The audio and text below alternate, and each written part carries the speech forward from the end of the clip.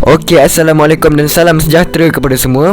Okey, jadi setelah berapa lama saya tak buat video, jadi pada hari ini saya nak buat satu video untuk anda semua tentang mengenai breakout. Okey, jadi di video sebelum ini saya telah ajar anda semua tentang support and resistance, betul? Okey, jadi support and resistance anda mesti kena tahu juga apa itu breakout. Okey, jadi breakout ni adalah satu momentum yang memecahkan support ataupun resistance itu, ataupun okey, contoh support tempat tu kita buy, tapi jika berlakunya momentum breakout, maka dia akan menukar arah kita punya analisa daripada kita nak buy ke sell. Okey, jadi saya akan terangkan apa itu breakout. Okey, breakout ini pun penting. Okey, anda sebagai seorang trader, anda mesti kena tahu apa itu breakout. Okey, jadi katakan kita ada satu resistance di sini. Okey, kemudian kita ada support di bawah. Okey, kita ada support di bawah. Okey, jadi macam biasa pergerakan harga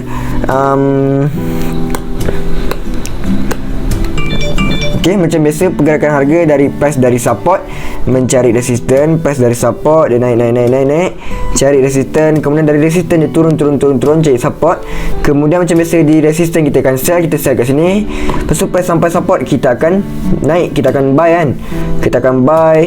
Okey, jadi sampai bila kita akan buy, kita akan sell, kita akan buy sampai kita sell macam ni.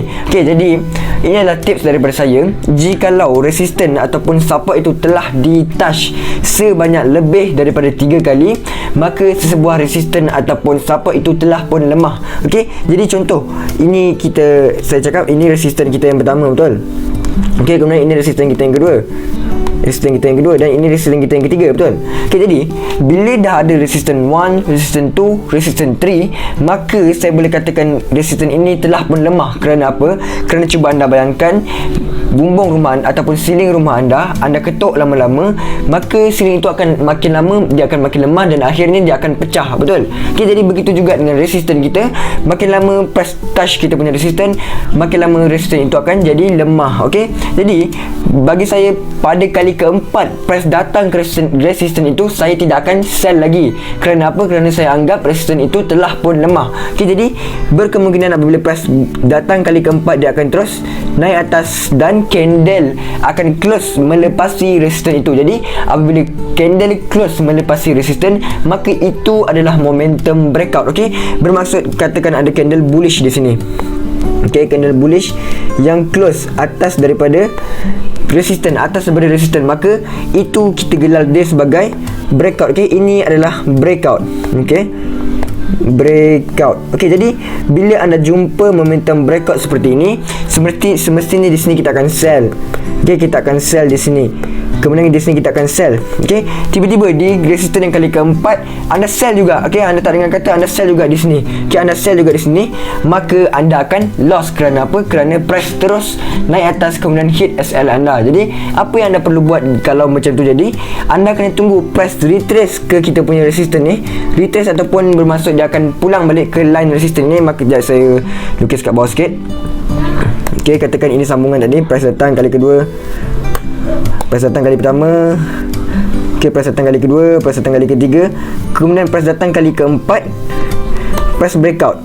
Okey, jadi dekat sini adalah momentum breakout kita. Jadi apa yang perlu kita buat adalah line resistance ini kita panggil dia sebagai apabila adanya momentum breakout, jadi resistance itu kita telah ubah nama dia. Okey, yang pada awalnya ini adalah resistance. Okey, warna hijau ni adalah resistance, tetapi okey, saya tulis resistance, tetapi jika munculnya momentum breakout seperti ini, maka resistance itu akan menjadi support kita, ataupun kita gelar dia sebagai resistance become support. Okey, saya tulis resistance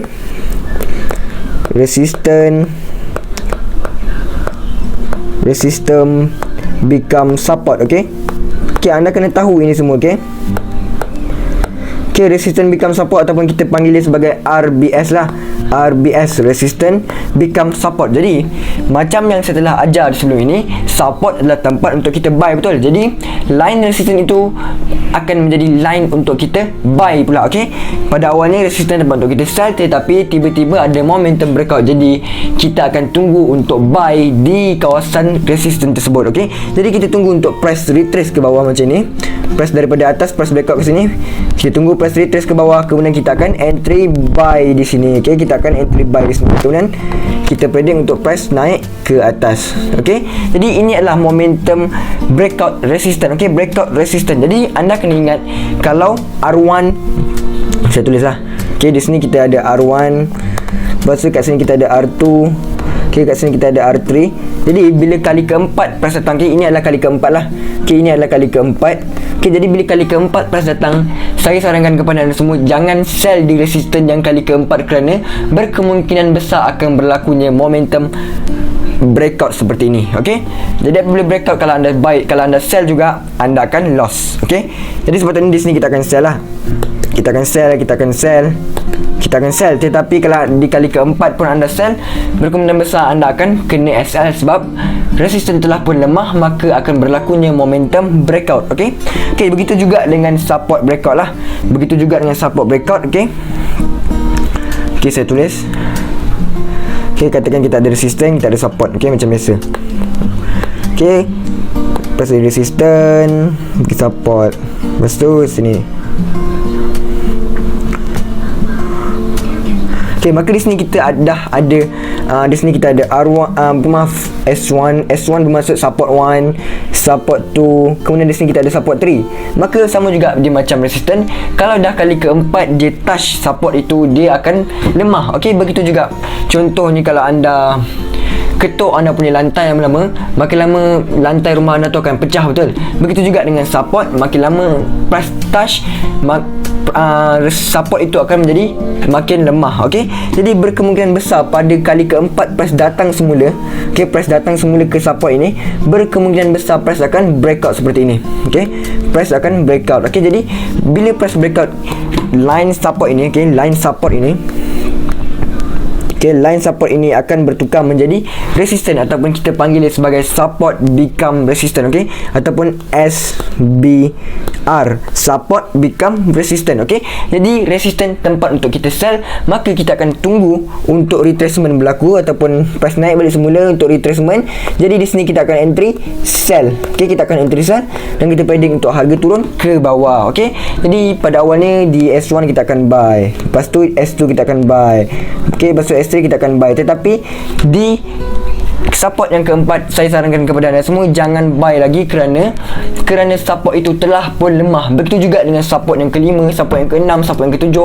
Anda kena lihat kalau support atau resistance itu dah banyak kali kena touch, okey, dah banyak kali harga sentuh support atau resistance itu, saya sarankan anda semua jangan lagi untuk entry di kawasan itu, kerana berkemungkinan besar resistance ataupun support itu akan breakout. Okey, jadi saya harap anda faham penerangan ringkas saya pada kali ini.